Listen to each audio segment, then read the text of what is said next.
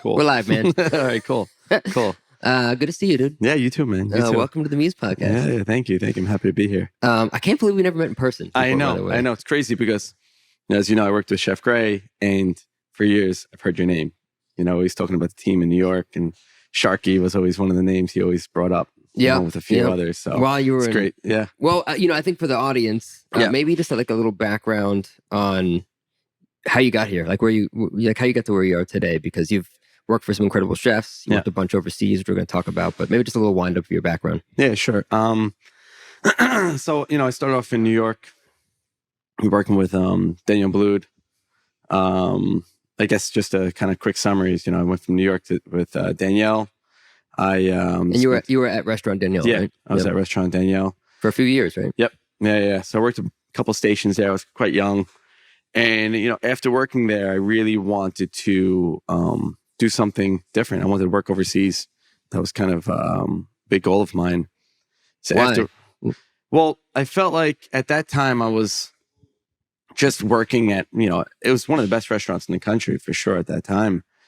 And, obviously it still is, but, I was at a point where I'm like, okay, what am I going to do next? And there's a lot of great chefs in New York and young, aspiring chefs. I'm like, what's going to really give me something different, a different kind of perspective of cooking? So, it's time. This is a good time for me to do something like that. Yeah. Is that your cook? Yeah. That good voice. No, that's one of the waiters.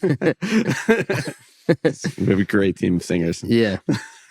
But by the way, we're at, how do you pronounce it? Because I don't want to say it wrong. Boschetto. We're at your restaurant, Boschetto in Montclair. So there might be some background noise. Yeah. There could be some singing in the background. Yeah. Anyways. Yeah. So you were at Danielle for 3 years, and then how did you end up getting overseas? Okay. So to kind of rewind a bit, my cousin married John Rella, who was a chef that used to work for Chef Gray at L'Espinasse. And before working at Danielle, I worked with Chef John Rella at the Union Club in New York City on 69th. Yeah. And Park Avenue. And spent a few years with him. He actually helped me to work with Danielle because Fabricio is the corporate chef for Danielle. Yep. We kind of got connected. I got there and I kind of worked my way up in the team. And I worked there for a few years. Chef John Rella, obviously working, with Gray Kuntz at L'Espinasse. They had a very close relationship. And through that, I was able to meet Chef Gray. And I staged at the opening part of Cafe Gray, New York. Yep. And did a lot of stages there. I was maybe 18, 19 years old. I was quite young. That's so crazy. Yeah. I mean, I feel like we must have. We must have seen each other somehow. I was that young guy doing, shit work in the corner, peeling shallots and stuff. Yep. So, I'm gonna probably. Yeah. Should I tell them? Yeah, maybe just let them know. Let it be a little bit more. Nate. It's got to be Nate. He's the only one that sings. We can. Ulysses. Delmar. What the fuck is it? Guys. Hey. Guys. I'm on a thing. Tell Nate. Is Nate here? Nate? Oh, Nate's not here, huh? Okay. Miguel. Oh, Miguel. Okay, tell him. Yeah, tell him. The singing is good, but just a little bit. No, it's a podcast. We're on a show. It's a show. Okay. Good morning. How you doing? What's going on, man? This is I'm Josh. You go. Nice to meet you. Yeah, we need like 45 minutes. Just a little bit. Of like. Not too loud. Si quieres cantar, un chinchín más. Okay. Menos. Yeah, so like 45 minutes and then we'll be done. All right. Thanks, everybody. Water. Yeah, you're good. Okay, where were we at? Oh, yeah, so John really introed you to Kunz, and then you staged at Cafe Gray. Oh, yeah. Obviously, we must have met, although, I was I must have been 23, 24 at that time, so I wasn't that much older than you were. Yeah. So we were both, out of our minds. But so after you staged with Gray at Cafe Gray, that's when you then went to Danielle. No, yeah. Then I went to Danielle. Then I worked at Danielle And then after working at Daniel, as I said, I really wanted to go to Europe. It's like looking at all the 3 Michelin star restaurants in France and Switzerland and in Spain and stuff. I'm thinking, where can I go? And I tried, I wrote a bunch of emails and letters and stuff to different chefs. Was there one in particular restaurant you really wanted to go to? Not really. Mm. There's a bunch. And I connected with Chef Gray, and he was like, you're interested in going to work with Rochat at in Switzerland? And I was like, yeah, absolutely. Can you help me? So he called the team. He called Frank Giovannini. I don't know if you know Frank. He was at the time he was the sous chef there. Now he's actually running the restaurant. But he used to work at L'Espinasse as well. And so he called them, and then I went there. So the first place you went overseas was for Philippe Rochat. Yeah, for Philippe Rochat. And then they came over to work to do collab with us at Cafe Gray. Yeah. I had just left at that time. Oh, really? Yeah, that was way before I went out there. But yeah, I heard a lot of stories about it. I saw a lot of photos. It was really cool. Yeah. They all what was came it out like there. working for Rochat? Oh, it was incredible. I mean, it was such a unique experience for me. That restaurant was very unique. It was very true to the classics, and I learned a lot about a lot of different techniques. And same thing with Daniel. Yep. What town? What town's it in? Crissier. In Crissier. Mm-hmm. So it's like maybe 30, 40 minutes from Geneva. Yep. But it was an incredible experience. I mean, in that team with that brigade, and actually when I went there, and it was 2009. When I went there, it was the old kitchen. Mm-hmm. I mean, I went back in 2011, which is part of the story here, but that was the old kitchen, and that was the kitchen, was Freddie Girardet, the Freddie Girardet kitchen. And so it was a unique environment. It was a very old school looking kitchen. Yeah. And they did things right, It's crazy how many chefs came through Freddie Girardet too. I know. It's funny. That's how not how I first learned about Kunz, but I was working at Boulud before I went to work for Kunz. Oh, okay. And he also worked for Girardet. Oh, I didn't know that. At least that's what that's told. But I'm pretty sure I saw a picture of both of them, so pretty sure he did. And I mean, it's funny because you look at all the chefs that came through Girardet, and then same thing with Kunz. So many incredible chefs. I know. Carmelini and Rocco and Floyd. And, I mean, just so many. That I know. Like they just produce great chefs. I know. Did you travel a lot around Switzerland when you were there? Yeah, sort of. I mean, so I was there for 3 months.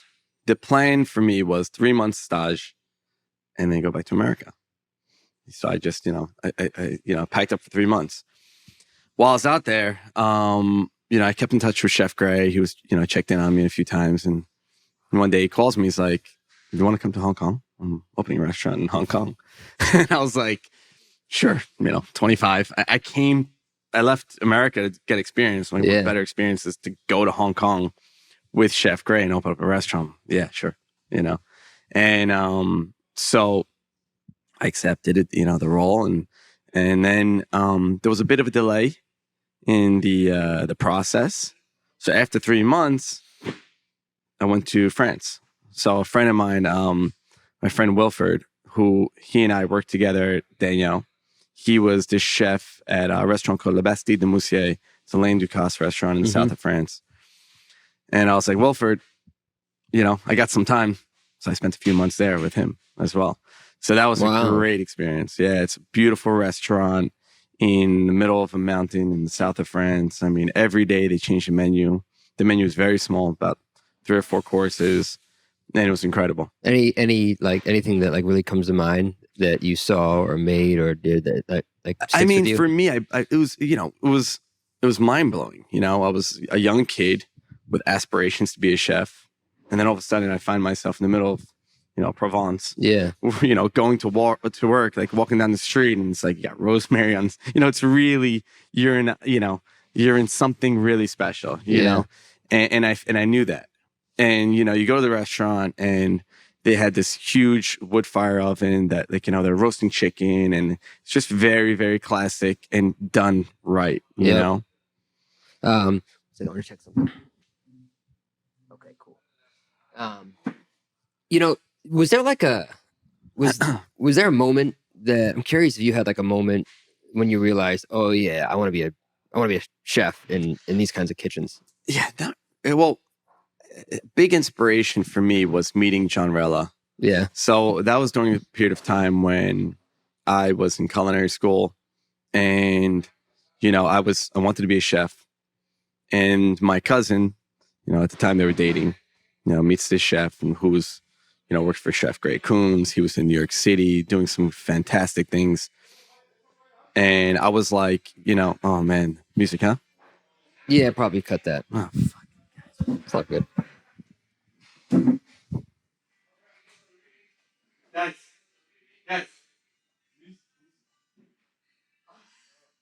No music. And you can have it low, just like, not loud. That sucks.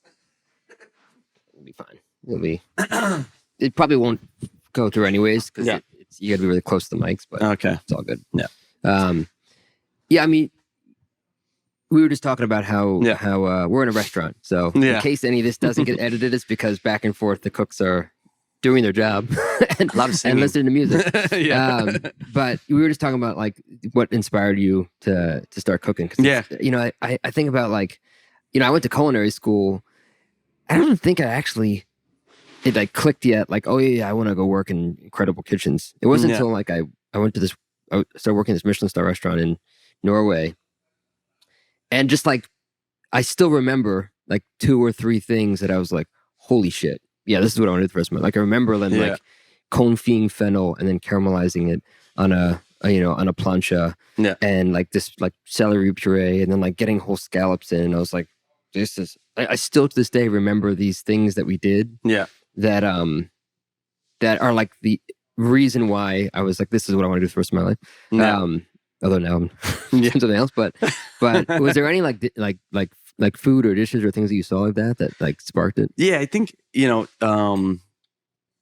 Rella, who I mentioned before, was a big inspiration for me. When I was in culinary school, so my cousin, started dating him, and he was the chef of the yacht club. The Union Club at the time, and he was running this incredible outlet, doing really great things. And meeting him and talking to him was really inspiring. Really inspiring for me. Like he was telling me stories about Espinaz and getting putting a lot of perspective on what he does every day, and I was like very intrigued by all of that. So I started to dig in a little bit further, getting into cookbooks and all these different chefs in New York City, and learning about Letters to a Young Chef from Daniel Boulud, and reading all these different books. I read The Fourth Star, which was a story about that. Working in the kitchen at Daniel. Yep. And I really submerged myself into it. My family was always in hospitality. My father was a chef. He's Greek, so he was a chef at a diner, obviously. Yeah. So, that's what they do. Yeah. I mean, if you're not a chef, you might have a diner. Yeah. So he was working in diners. My mom was a waitress. That's kind of how they met each other. And then he had a produce business. So growing up, my first job was in a restaurant, and then I've never worked anything outside of restaurants, diners, and pizzerias, and stuff crazy. like that. Yeah. So I started very young. So was that diner was it like a Greek diner? It was a very famous one. It's Del Rio Diner and Vegas Diner in Brooklyn. Wow. Yeah. I'm sure. I don't know if you know it. But well, the Vegas one, I don't remember the Del Rio, but in Brooklyn. Yeah, they were very, very busy diners, and so that's what my father did. He was living. Wow. He lived in Greece. He moved to America. What part of Greece? Crete. Nice. Yeah. Have you spent time in Greece? Yeah, in Crete. Yeah. Nice. Yeah, it's beautiful. I love that country. Yeah, it's incredible. Yeah. I'm back in ages, but I love it, man. Yeah. Cool. So then you ended up in Hong Kong, and then Singapore, which we're going to talk about. But like, what was it like living there? I mean, independent of like cooking, like what was it like living in? Insane, man. It was amazing. I mean, I loved it. I remember arriving in Hong Kong with, first of all, like as I mentioned, I was supposed to spend 3 months in Switzerland and then go back to America. So I came with suitcases of like winter clothes, I got to Hong Kong and it was like super hot. Yep. What the fuck am I gonna do? But it was just such a great experience for me. I had no idea what I was gonna expect. I had no idea. I didn't know anything about Hong Kong really. Did you? How long were you there for? In total, 7 years. Wow.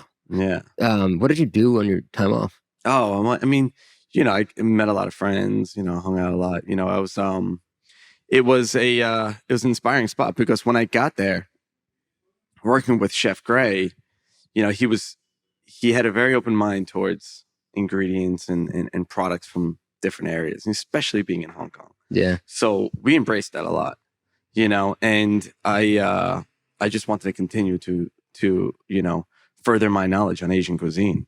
So being out there, I would go to restaurants and go to the market and buy ingredients that I had no idea what I was doing with. I would talk to the lady in the market that I was buying her from. I said, "What do you do with it?" Were you learning the language? Learned a lot. Yeah. Yeah, I'm very good. I'm very good with like kitchen Cantonese. I can count. I can, talk and like, And but, can you like communicate at the markets as well? oh yeah. It's awesome. Yeah. I was good with that. So any like particular cultural things that you remember that are just super different from living here?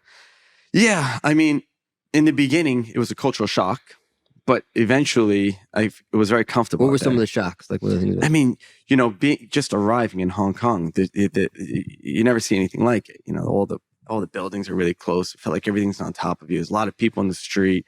The ingredients, the language, the culture, the way people talk to each other. In the beginning, it's almost like, it's like people going to New York. It's very aggressive. Yeah. But once you understand, like New Yorkers, and you understand people in Hong Kong, you're like, wow, this is amazing. And I have so many close friends that even to today I talk to every day that are, living in Hong Kong and checking on, seeing what they're doing and everything. But we have so I think just edit that little thing. I don't know. Oh, yeah. Yeah. So like, when I was in Asia in general, I had a lot of experiences in different cultures that, like, to this day it's like I went from Hong Kong to Singapore to Malaysia, Sri Lanka, which I'm kind of fast forwarding a little bit towards the end of my experience in Asia. But each country I've been to, each country like had their own kind of culture and type of people that I got to I don't know. Well, I think one thing I was curious about is like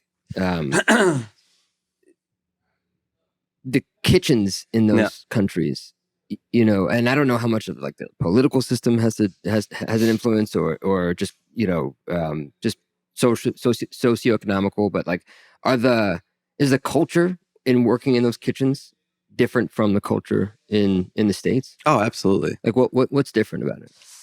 I mean, it's hard to say. I think each restaurant, no matter which country you're in, you always have, those people that are just there for the money. Yeah. And you always have those people that are really, that have this like love and drive to be a better chef and to learn and everything.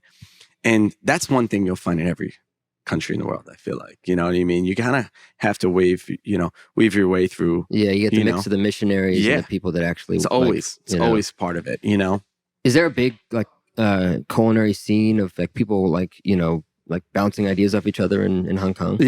Yeah, absolutely. I mean, the areas where I went to and where I was working were like some of the biggest cities in Asia. Yeah. So you're always going to have lots of competition, and you're always going to have a lot of talent there.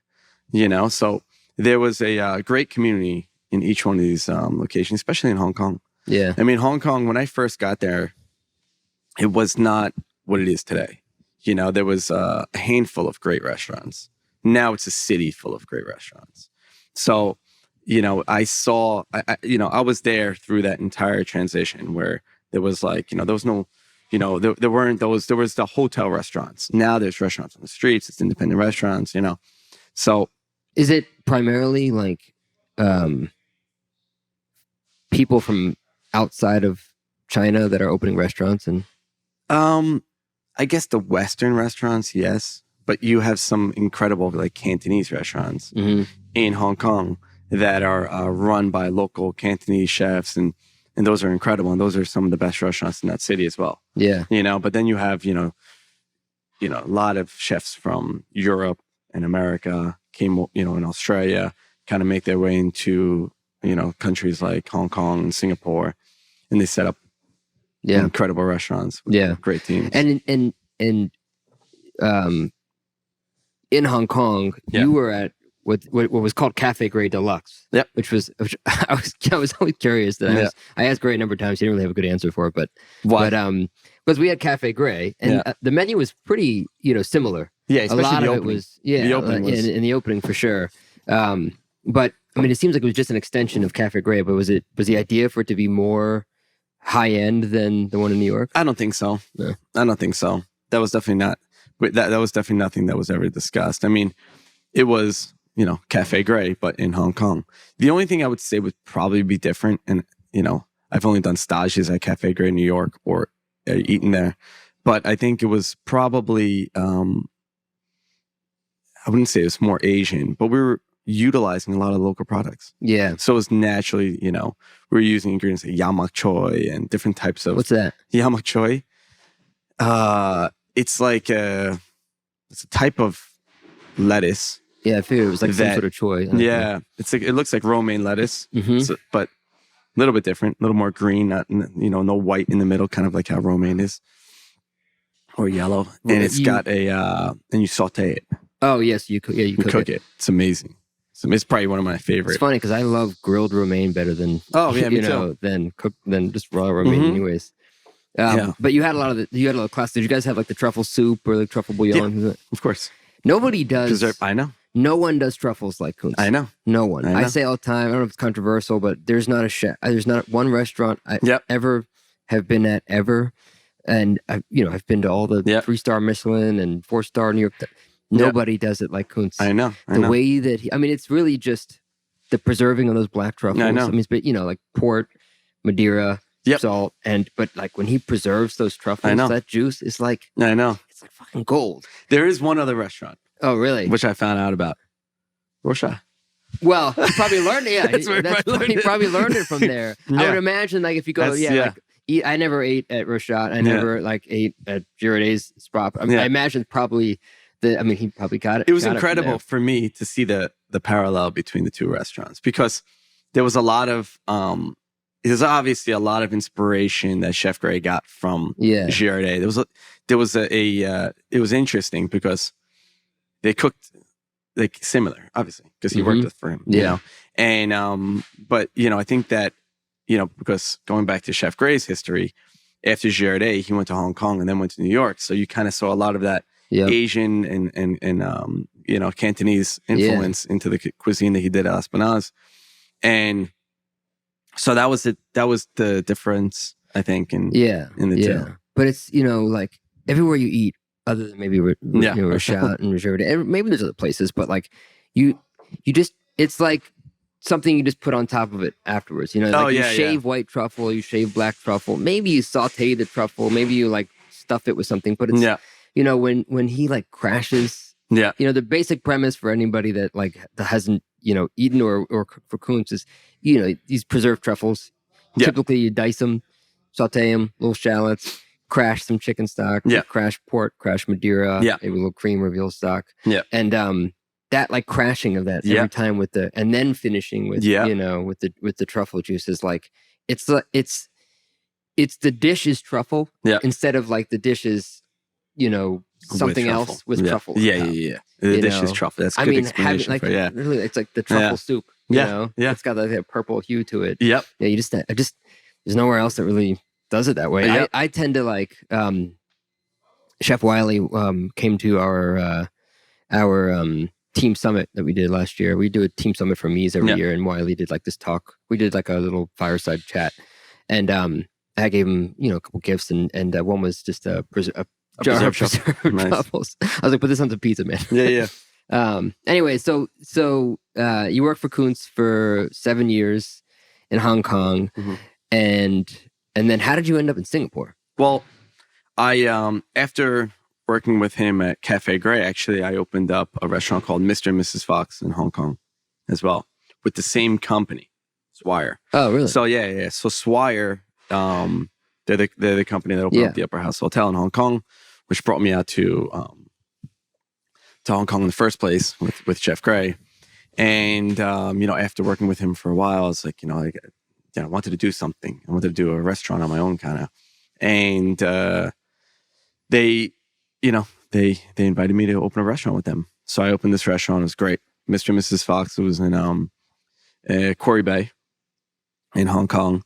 Did really well. 12,000 square foot kind of steakhouse. Yeah, it was huge. 3 floors. We won a lot of accolades. Did really well. And then with that, I kind of took a role overseeing a few projects that Swire did. One was in Miami. I opened up Sugar, which is on the rooftop of East Hotel in Brickell City. And I oversaw another restaurant that they had called the Continental, which was kind of this like grand cafe, like really interesting restaurant. It was like an all day, kind of like a brasserie. Did you live in Miami, or did you stay there temporarily? Stay there temporarily. Yeah. So that was like. Do you have kids by that point? Yes, I had. Well, 1. Yeah, no, 2. 2 were born in Hong Kong. Yeah. Yeah. So your kids are technically, wow, like did they have dual nationality? No, they don't. Well, no, sorry, they do. Yeah. Through the Indonesian. My wife is Indonesian. Gotcha. Yeah. So your kids are Indonesian American. Chinese and Indonesian passports, or Chinese and American, or Indonesian American? Indonesian American. Wow. So I think I might be wrong on this, but I think for Hong Kong, you got to live there for 7 years before you can get like interesting. Yeah. Even if you're born there, I think so. I think for like Okay. expats anyway, so you were in Miami for a bit, and then helping Swire open up a bunch of spots. How long was that for? Well, I worked with them. That entire time was 7 years in total. Oh, gotcha. So it's not it wasn't Cafe Gray for 7 years. You were with the Soiree Group. With Soiree Group for 7 years. But so I did skip a little part here. I did go back to after about 2.5, 3 years of Cafe Gray, I did go back to work with Rochat. They were doing a transition of the restaurant. Benoit Violet was taking over. This is around 2012. And I went in. I went to be the sous chef at the restaurant. And I had issues with my visa. I wasn't able to get it. And I was at a point where I wasn't sure if I was going to just continue trying to get this visa.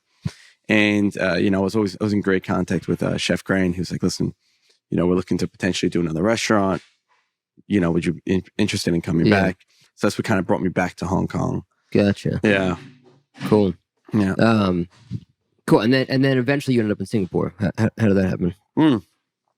So all in all, this was around 2017. And I was planning on moving back to America. It was a long time out of home. And at that time, I had 2 children. And I was thinking it might be a good time to move back to America. And I got a call from one of the guys in C'est La Vie, Singapore. And he's like, we're looking for a chef.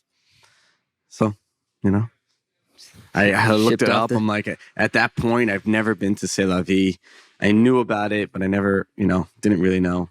So I went out there, spent a few days, met with the team over there, and I was like, okay, I can't say no to this. So maybe just give a little 50,000 foot overview. What is C'est La Vie? All right, so it was a really good fit for me because it is a high-end Asian restaurant, but kind of eclectic Asian. It wasn't straight Asian, The restaurant, C'est La Vie Singapore is located on the top floor of the Marina Bay Sands Hotel, right at the edge of that boat.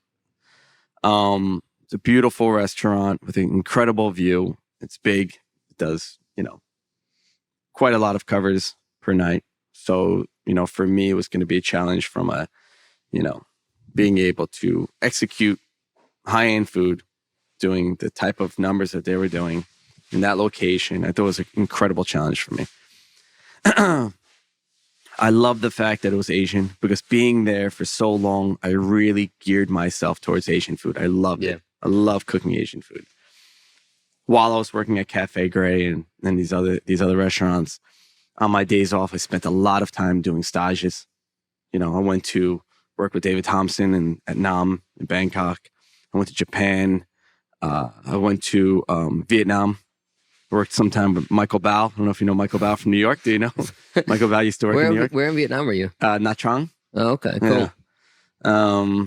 Every single time I got a chance to have a few days off, I would go to Thailand. I would go to all these different locations just to gain knowledge on different Asian food. And I felt like the whole time I was there, I was thinking, I don't know how long I'm going to be here. I'm going to suck it up as much as I can. I'm going to learn as much as I can about Thai food, about Vietnamese food, about all these different cuisines.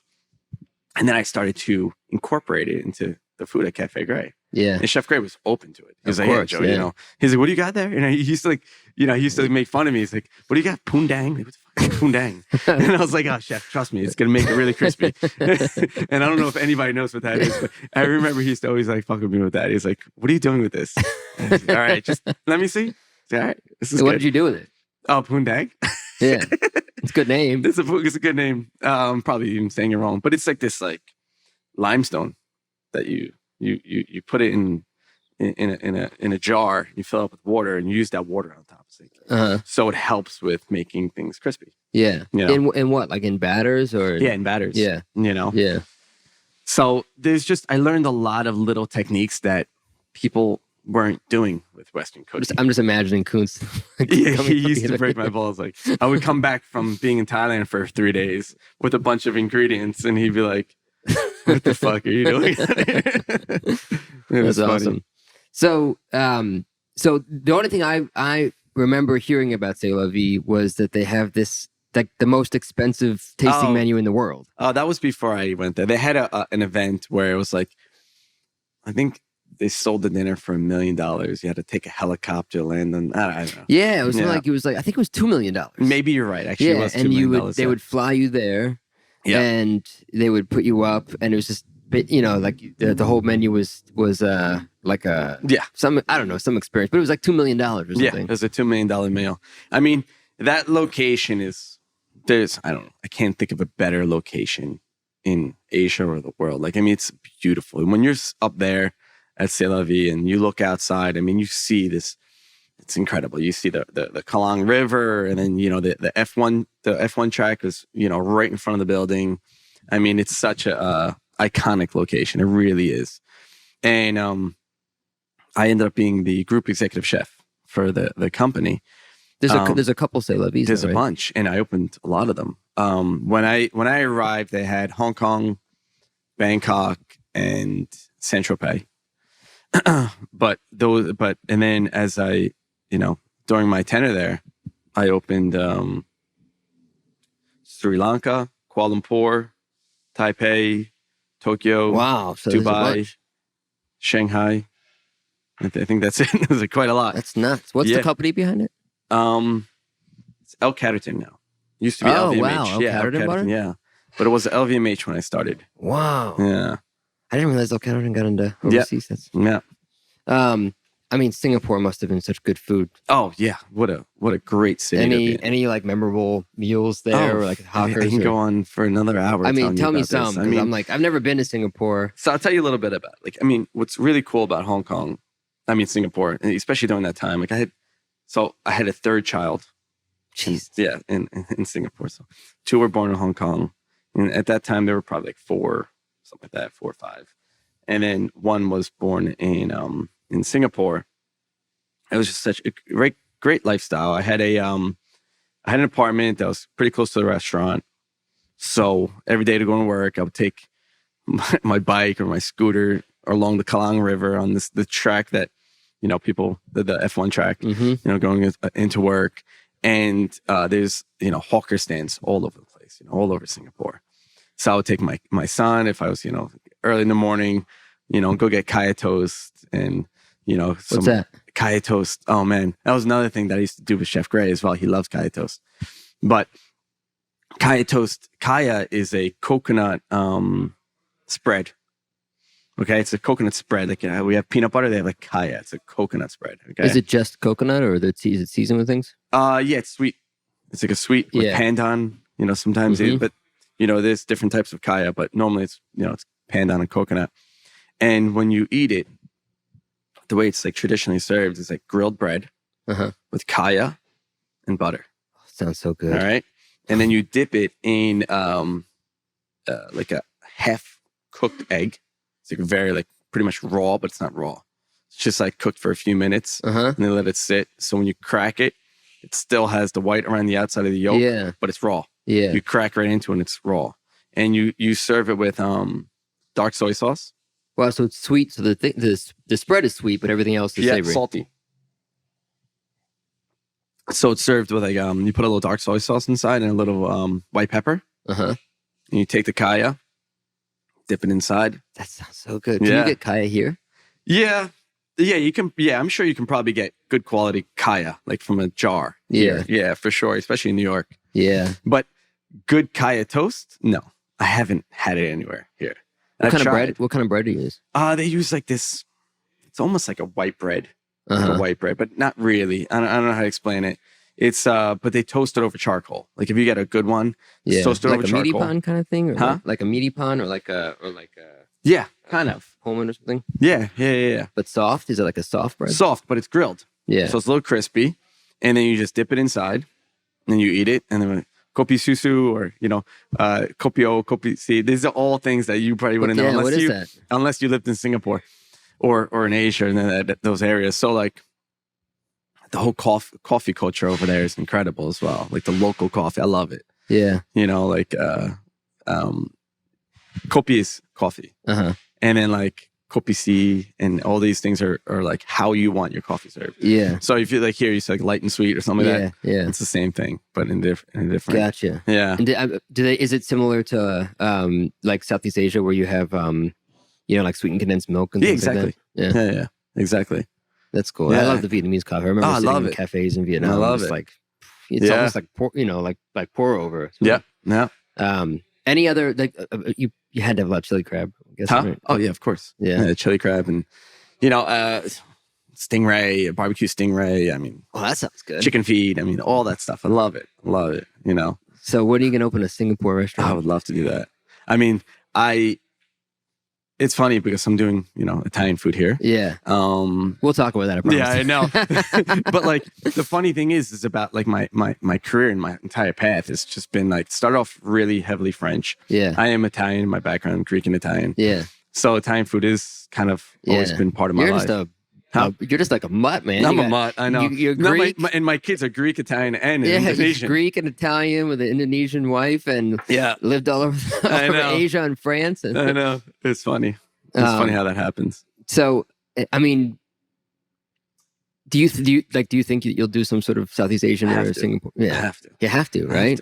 That's my thing. Once those flavors get in you, I love it. I mean, I always have in my freezer macroot, which I think you can't say kaffir lime anymore, but why can't you say kaffir lime? So, wait, what do you mean? Andrew Friedman, if you're listening, so apparently, and I did read a little bit about this, so I want to make sure I'm sensitive to it. But kaffir is a derogatory term used that the derivative is from South Africa, but apparently the kaffir is actually a derogatory term for the people. Oh. And I didn't know that. I didn't either. So macroot. That's what I'm saying from now on. Oh. But I always keep the leaves in my freezer. Always. First of all, just for cocktails, they're really good. But and lemongrass and things like that. But and turmeric because it freezes really well. Yeah. But those flavors, man. I always keep banana leaves in my freezer. Yeah. And there's just nothing like. I know. It's like the one sugar, thing, salt, acid, heat. And those. I gotta say, it's the one thing that we really struggle with. Since we moved back to America quite recently, me and my wife, it's just we go to the Asian market, try to buy whatever we can, but it's not like. What do you have H Mart around here? Yeah, by my but where I live, there is a spot called Asian Market, and it's really good. It's really good, but it's not what we're used to. Living in Singapore, I was just walked down the street, and I'm like. I'm buying all these incredible products, and like, we miss stuff like mangosteens that I can't calamansi. And if I do find it, I'm paying. Yeah, we're paying for it. Yeah, and over there, it's like I'm getting a great product for Yeah, I always tell people like try to find frozen if you're gonna for some of those things like calamansi. Right? Barone makes a really good calamansi. I know. A perfect puree. I'm not sure they probably both do. And the same thing, like same thing with a lot of those. If you find fresh, probably. I mean, there's a couple farms in California that grow a bunch of like citrus and grow like, and I think Maryland too. But for the most part, if you find them, probably not going to be. I know. You gotta get it frozen. I struggle with pomelo. Yeah, I struggle with pomelo out here. Also so freaking good. And mangoes. I mean, mangoes are great here. Mangoes are incredible. Yeah, yeah, and also there's so many different varieties. So many different varieties from Thailand, from Philippines, and I mean, it's tough. It's tough. I mean, there are things like, especially like my wife is Indonesian, so we have even for her, just where so many of these fruits and vegetables is just part of our repertoire for such a long time. Yeah, that now coming back is just tough. I was out in San Diego a couple weeks ago for this conference. And I met this woman, Riri, who's got this Indonesian restaurant there. Oh, yeah?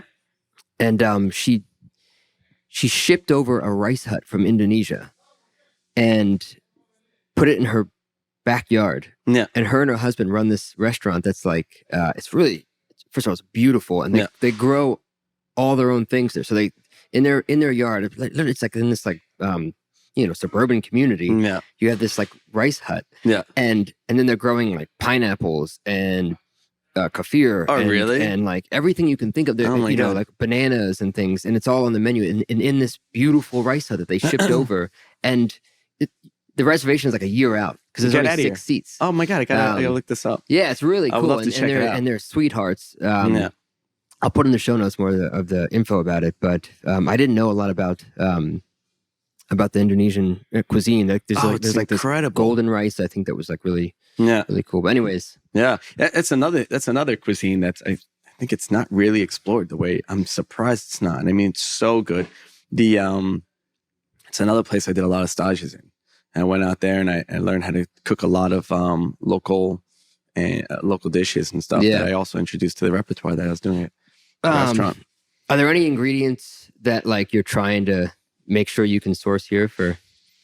Oh my God, I have a list. I mean, the thing is right now I'm doing Italian food, and there's quite a lot of incredible products that we're able to use here. But I'm sure when the time comes and I'm doing an Asian restaurant and Asian ingredients, I'm gonna need some support there. Yeah. Well, why don't we talk about Boschetto? Because we're here.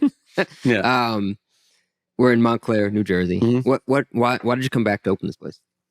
So, funny story, actually. When I moved to Hong Kong, I met Rob Spina, who's my partner here. Mm-hmm.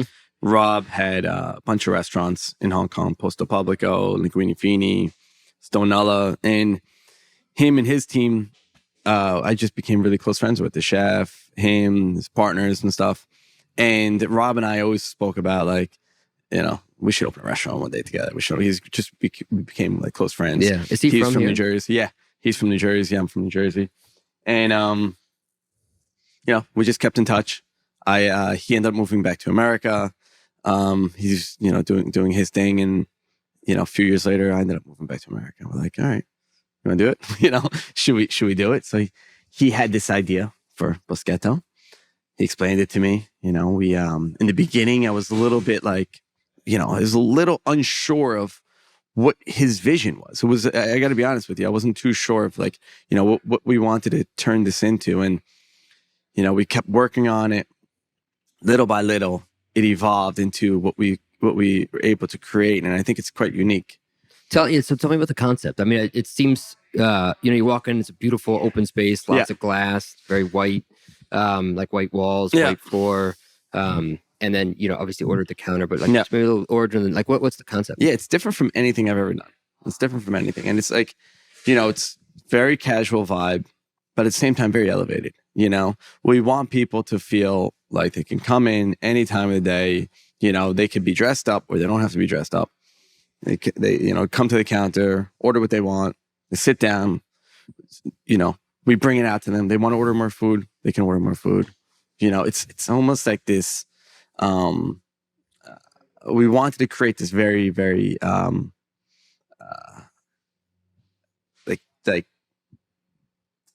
like casual, right?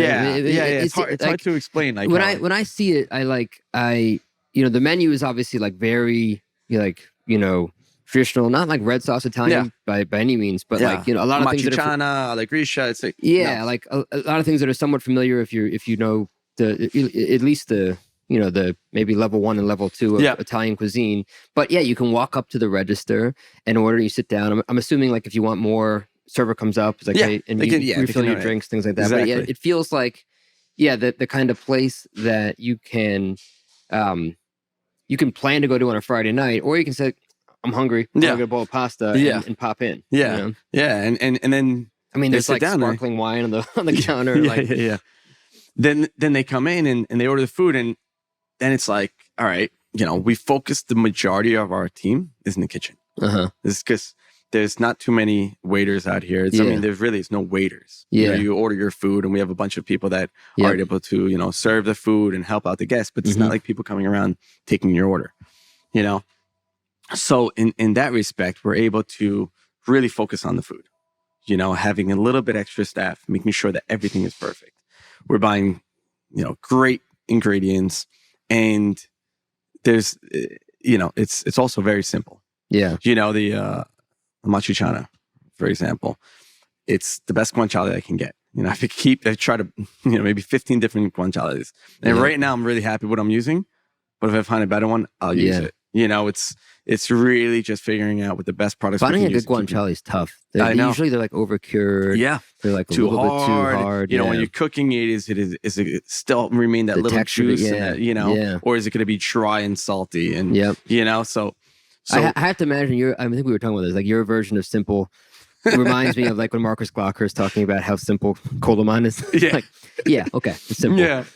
But you have pretty small kitchen. It's crazy how much you pump out of there. But it looks like I spied a little bit in there.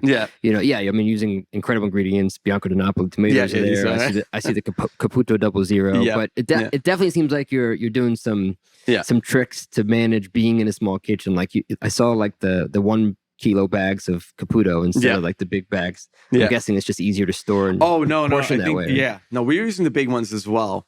But what we do is we have delivery every day. And that's why I'm like it's a very, very tight operation because we have no space. We finish up a night and the shelves are empty. The next morning the shelves are full.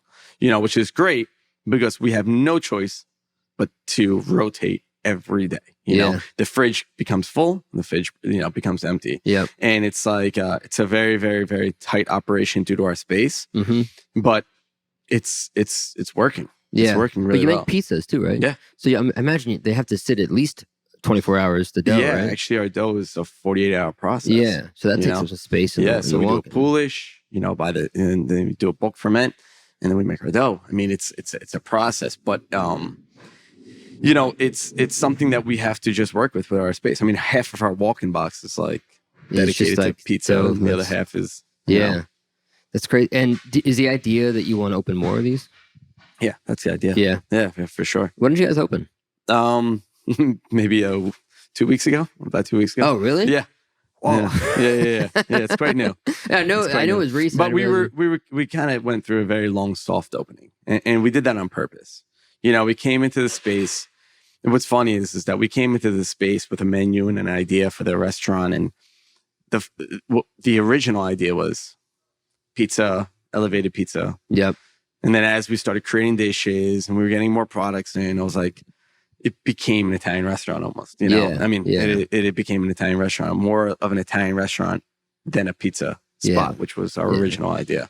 Well, what I like about it is that it's beautiful in here, but it also definitely feels approachable. And so you're probably gonna get people in here that might not know what a amatriciana is, Yeah. or if you have like, a la guitar or something on the menu, they're gonna be like, oh, that's interesting. And you start to teach people about this cuisine that they wouldn't have, exactly. Typically they might have gone to a spot that's casual and gotten lasagna, and bolognese, bolognese, and exactly. And then here your menu is like, you're getting a little bit regional. And I mean, by the way, are you trying to focus on different regions, or is just not necessarily? Yeah. And what's great is like our team is really well trained when it comes to like the knowledge of these dishes, because nobody knows not nobody, but a lot of guests are not coming to the restaurant knowing what vitello tonato is. Yeah. Yeah. And but that's part of the experience. Come in, what is this? What are these different things? We're doing it like we're making a panuzzi, which is a nobody like again, not a lot of people know what panuzzi is, but it's a sandwich that we make with pizza dough. Mm-hmm. So the guest comes to a restaurant and they're like, we have a couple of panuzzi on the menu. So, I'll have this. We take the dough, throw it in the oven, bake it. So every single sandwich get fresh bread. Has fresh bread. It's awesome. Yeah. It's awesome. And people come in like, really? And they try it in the bread. I mean, the sandwich it's a winner. I think people underestimate like how helpful it can be to have like pizza dough on your menu. I know. I just think of my kid. I have a 4-year-old son named Stone. Yeah. Who doesn't eat much at all. Yeah. And he barely eats bread. Yeah. But we bought the electric uni. Yeah. Which is sick, by the way. Yeah. Like doesn't heat up the house, gets to 850 like in like 20 minutes. Yeah, I want to get one of those. And so he likes making the dough with me. And the only way he'll eat bread now is when he doesn't call it pizza, he calls it pita. Yeah. And so we'll just like roll it out and he wants to see it bake and then he eats it. And my wife and I every time I'm like, fuck, this is why don't we just eat bread every night like this? So now we just like always have pizza dough around. Yeah. And so when we want bread, we just like throw a throw a dough in the oven and it's fresh every time. It's delicious. And that's such a good idea for sandwiches. Oh, it's insane. It's great. I mean, you gotta try it. Have no waste. No waste. We also do we also make gnocco frito. Oh, nice. Which is like the fried. Yeah. So the dough is important. And I think we have a solid dough now. Like, we did a lot of R&D on how we wanted to make our dough. And is it a Neapolitan style or is it more New York style? Or I would say it's almost like a hybrid in a way. I'm using 00 flours. I'm 100% 00? Yeah, 100% 00. And I'm using a deck oven, so it's like you're not supposed to do that, right? Yeah. I mean, who wrote the rule on that? But listen, it's really good. What temp are you cooking them at? It's about 600, 625. Yeah. Yeah. And it's a long process. It's not a high. It's not a. It takes about 8 minutes to cook it. It's not a nothing like a Neapolitan, but they're small. So again, right? When we were opening this restaurant, we were thinking about doing an 18-inch pizza. Yeah. And then we started working on the menu, thinking about the space. I'm like, are we going to serve an 18-inch pizza? Nobody's going to order the octopus that's on the menu, the pomodoro salad that we made that's on the menu. Like, I want people to come here, have a pizza, order a couple appetizers, order a couple pastas. We even have a steak now. We just launched on the menu. Yeah. So it's so I think it's it's working. This idea of small pizza, some like Yeah, I've been seeing this pop up a lot lately that I've actually never even eaten it, but like cooking like mussels in pizza dough. Oh, in the pizza dough. Yeah, I saw that as well. You just seal it and then you just bake the mussels in that. I guess it makes sense. I've never tried that before though, but I think it would make sense because obviously you get all the juices that come out. I don't know how it doesn't get soggy, but like I know, guess right? if you just put it on the tray and then you just like slide it off, but yeah, it looks really good.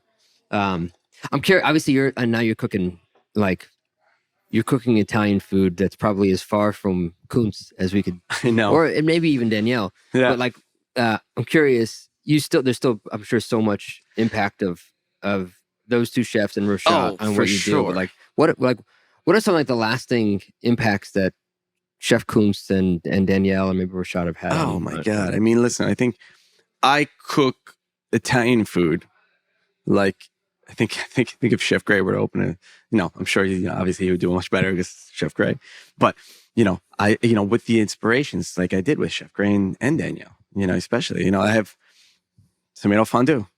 You know, I'm sure you know tomato fondue. Mm-hmm. You know, these are things that are part of my repertoire. I don't cook like a traditional Italian chef because I'm not a traditional Italian chef. Yeah. And Rob Spina, my partner here, who's opened quite a lot of Italian restaurants, that's his thing, is Italian food. Yeah. And in a way, it's my thing because I'm Italian and I grew up on that in that cuisine. But I never worked it in a professional environment, you know, like this. So, you know, knowing that, I think that that's why I'm just naturally, you know, it's a unique cuisine just because the inspirations that I have are not really like that. Yeah. Like I used to make this black olive mousse d'oil with Danielle. And, you know, we're using something similar to that in the restaurant, you know, tomato fondue from, you know, Chef Gray. All little bits and pieces kind of make their way into the menu. Yeah. You know? Yeah, I feel like it's funny. Like every chef that I work for, there's obviously so much of the food that you take with you and the recipes. Yep. I feel like, I'm curious what you think about this. Like with Kunz, for me, like the biggest takeaway is like the level of excellence in stepping into anything that you do. Yeah. And like the expectation that everything has to be thought through. Yeah. And that every little tiny thing matters. Yeah. And there was just it just like oozed out of him. Yep. Like, you know, he tries to make a cafe and, you know, we have like these pristine trays with racks and towels under them and Himalayan sea salt things coming out. Like that's his style of a cafe. Of a fajita, you know, it's like this beautiful, like he can't not do that. And I find that like the biggest takeaway from me from Chef Kunz was approaching things with this level of excellence that doesn't matter what it is, like you can sort of just raise the bar to have this sort of there's no other way to describe it than this like level of excellence. That seems so cliche, but it's like it's just so adamant in everything that he did. Perfect example, the spoon. Yeah. The perfect example is the spoon. You know, he knew exactly what we were missing in a kitchen. This kind of perfect shape, perfect amount of volume, you know, the perfect hand feel, the perfect, you know, metal, you know, the steel, I mean, you know, it was like, and like he would take things and think about it and think, how could we make this better? Like, you know, we developed these trays in Hong Kong. I'm not sure if you guys ever used this in New York or if this was a Hong Kong thing, but we had these trays made for like past hors d'oeuvres where spoons would sit on this kind of wood base. Did you guys do that in New York? We had some pretty dope trays, but I don't know if it's particularly that one. But this was made for like past hors d'oeuvres. I mean, we had a piece. It was like a wood piece that came up. It had these little grooves that fit perfectly for small spoons to sit inside, so that when they walked, they could just take it off of this wood base, and they were like kind of floating. Yeah, and it was like we had a bunch of stuff made like that. Yeah, all custom. Like I remember he made this steamer. He made a steamer where we had his plancha in the restaurant, and we steamed a lot of fish. We steamed a lot of stuff in the restaurant, and we got to a point where we're like, you know, we need a bigger steamer. And those round traditional ones didn't really make sense for our operation. And we went to a guy in Hong Kong that was like a metal, you know, he was able to make stuff for us, and he designed this like rectangle steamer that we set on top of the plancha with these different layers. That's so cool. Yeah, it was cool. Yeah, it was incredible. And you know, now we're just sort of like sharing some memories of Kunz, which is cool. But I remember like the Himalayan sea salt blocks. He had these beautiful, like perfect rectangle Himalayan sea salt blocks.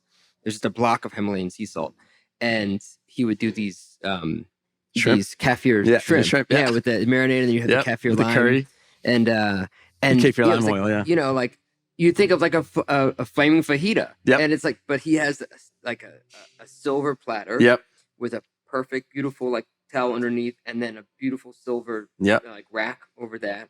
And then, you know, you're heating up this Himalayan sea salt block, and then it goes out to the table with this like it's sizzling, aromatic. I know. I'm like, fuck, man, that is so It's insane. It was delicious, and it was like, what would it be like to do a flaming fajita if there was just a step function level of excellence more than what it is, and that was Kunz. Yeah. Was there anything like that with I just think other chefs that we work for. What about with Danielle? Was there anything like absolutely any takeaway? I mean, I think they all listen. The reason they are where they are is because of their sense of uniqueness and techniques and stuff. And, Danielle did some great stuff as well. But I would say, like, for me, it was, I think, working with chefs like Danielle and Chef Gray and Rochat and, all these great chefs, they always have these level of execution that that they want to achieve. It's always like 10 steps higher than the average mindset. Yeah. And that always creates confliction, I think. Not always, but it could create a conflict between, what we're trying to do as chefs and maybe the management or the front of house or something. And that's why it's really important to be on a team that embraces it and not pushes it. Yeah. I think that we were very lucky in Hong Kong. We had a great team that were, embracing it. Like, I mean, our team was like, yeah, let's make this steamer that Chef Gray is. Most people would be like, what are you trying to do? Why don't we just get a steamer? No. I got this great idea because it fits perfectly. He had something in his mind that made sense. I got it because I was his, his guy, and I understood what he was going for. Yeah. And I was in the kitchen with him every day. But did everybody else understand? And they really, but they embraced it and they let it, they let it happen, and we were able to create some great things. There's another thing about Gray that I think was he was really good at figuring out how to get things executed. Because I think that you bring up a good point. Like, I think I was talking about this with maybe Marcus or someone else. It doesn't matter how innovative you are, how like incredible of a dish you create. If you can't execute it in service every day, it's never gonna happen. I know. Unless you can charge like $1,000 a dish, $1,000 a meal, which not many people can. Yep. It's just not gonna. It doesn't matter. Yep. And that's part of how like we our sort of innovation curve like slows in any industry. Food being one of them. It's just like restaurants have dollars, dollars and cents of a bottom line. It's hard to operate, and you can only do so much. If you had unlimited capital and unlimited space, your menu here might be different. Exactly. Exactly. But you don't have a choice. That you got to sort of operate within those confines. Yeah. And the great chefs figure out how to execute. You got to figure out consistency. That's the most important thing. Yeah, absolutely. Yeah. And it's just I think about Floyd. We just did a dinner for Floyd at the Cookies for Kids charity a couple weeks ago. Yeah. So I've been thinking a lot about him, and the big takeaway with Floyd as a chef was like he was just such a technician. Like everything was everything was a technique, and either just like iterating on a new version of a technique of something that was already difficult, or just kind of pushing this view of like you have to be a technician. And he's I think by far the best technician I've ever seen in the kitchen. And he, obviously he worked for Kunz as well, so he has that flavor thing. But I think that's the cool thing about when you work for all these chefs and then you come and open a place like Boschetto. There's so much more that goes into the food that you created than just like the recipes you learned or like the techniques. Is like the what the people that you worked with. Absolutely. There's like there's things that we always again, like taking away from each restaurant. It's like how we're setting up our station, how we're, setting up our towel, how we wear our towel, how we wear our apron, we go outside into the dining room. Like these are just things that are implanted into me because of my, my time with these chefs and these people that I've worked into, that I'm going to hopefully instill into the cooks that work with me now. It's so interesting, that element of being of cooking at that level that sticks with you. That I have team and I have a software company now, and like I'll bring some of my team to events or something. We'll do like a food event, and you realize how much how big of a gap there is in some of these things that seem innocuous, but we were at an event last week, and one of the team members just left their apron on the table, scrunched up, and and I'm like, I don't get mad because I'm like, but it's just you don't know, but I'm like, so I have to and so I had this conversation with the person because about that and something else of like, I want you to think about everything that you're doing as if you're running a 3-star Michelin restaurant, mm-hmm. and just ask yourself, would that be okay? Yeah. And that's not just the the things like an apron. And I think this carries over to any business that anybody has. It doesn't matter if you're in the kitchen or not. Like the people that you serve. Yeah. When you walk into a 11 Madison Park, mm-hmm. Like they know your name. Yeah. They've thought about, like, was it raining outside? Do I want to have a towel waiting for you? Or is it going to be raining when you leave and I have an umbrella waiting for you? And I already know the things that you like. And I've thought about those things ahead of time, and you make you feel special. And there's a level of that in everything that comes into like a really high level execution food at restaurants like that you've run, that carries over to so many different industries. Absolutely. And that's the cool thing about when you hire people to work for you, is you can instill that in them. Yeah. Absolutely. I mean, this is a small Italian restaurant with pizza, pasta, and I'm like, these techniques and these things that were instilled into me, I'm doing it here. I don't care if I'm serving whatever I'm serving. It's going to be the same, the way I cook, everything is the same approach. It's just different food, maybe more simple, maybe, but at the end of the day, the approach is always the same. Yeah. And I think that's what's so important because we do need restaurants like this. These are really important. You can't just have 3-star Michelin restaurants. You have to have everything in between. But we are our actions. So if you open this restaurant and you behave differently and you think differently and you don't have that level of excellence, then none of it really matters. You can't compartmentalize. You can't be that in the 3-star and not be that in this. Not be that if you have a QSR restaurant. It's either that you are or you aren't. Yeah, exactly. And I think that's what's so cool about people like you opening restaurants like Boschetto, is that you're going to have that. You're going to have that level of excellence no matter what. No matter if there's like tablecloths, no matter if there's, a tasting menu, or if you can walk up and order the counter, that it's just going to be that same fucking thing no matter what. That's what I love. Yeah, absolutely. So any other like projects in the works? Yeah, actually I'm in the midst of doing a project in Allendale, New Jersey, actually. It's going to be called Allendale Social. It's a very different type of restaurant. It's more of a restaurant. We have, full bar. It's about 50 seats, small restaurant. It's going to be really great. Eclectic menu, new American style, we should be open by late November. Oh, wow. So it's in the works. Yeah. Yeah. Do you have a team already? Huh? Do you have a team? Sort of. Not really. I'm still hiring. I've had some interviews and stuff already with some people. But we have to put our team together. It's difficult because for me, I've been overseas for 14 years, so I don't have a list of chefs that I know anymore. I have my cousin who's a chef in New York, and what's great about him is he's helping me so much when it comes to products. Yeah, like chef, what should I use for this? Who should I talk to? And he helps me a lot with that.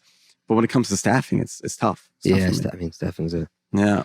If you're listening and you live in Jersey, hit up Joey. Yeah, hit me up. I need some help. My guess is you'll probably have a bunch of other projects too. I mean, for everything that you've done, like it seems like you're probably gonna have to have an empire restaurant. Well, this was awesome, man. Yeah. Thank you. I forgot, by the way. We have a Kunz spoon for you. Oh, because we give one to everybody. Okay, but it's getting shipped here. I did bring you a Mies bag. Awesome. So when you go to the market, you can you can carry that around. Appreciate it. But this was awesome, man. Yeah. I'm stoked we got to meet in person. Yeah, absolutely. It's so great chatting with you. And this is my first time in Montclair, New Jersey. So. Oh, really? hang out. Yeah, lunch is starting soon. So. Yeah, man. Well, thanks, and let's stay in touch. Yeah, for sure. All right. Thank you so much, Josh. Cheers.